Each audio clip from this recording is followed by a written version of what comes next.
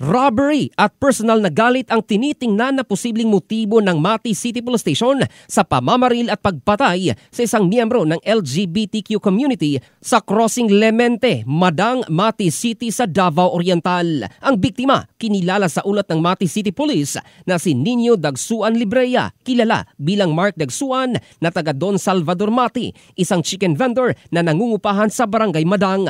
Ayon kay Police Major Randy Galicia, ang Deputy Chief of Police ng Mati City, PNP, nawawala ang bag ng biktima na naglalaman ng pera at cellphone. Ngunit hindi nakuha ng mga sospek ang gold necklace at gintong bracelet ng biktima. Ipinagtataka pa ng mga pulis ang dami ng tama ng bala na indikasyon umano na matinding galit ng mga sospek dahil umabot sa 11 ang sugat mula sa .45 caliber pistol at 9mm na baril na tinamo ng biktima.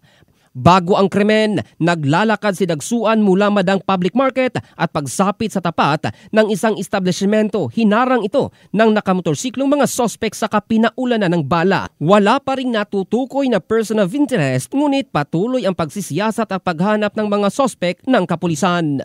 In the heart of changing lives, ito si Joe Candado ng Brigada News Philippines, the Music and News Authority.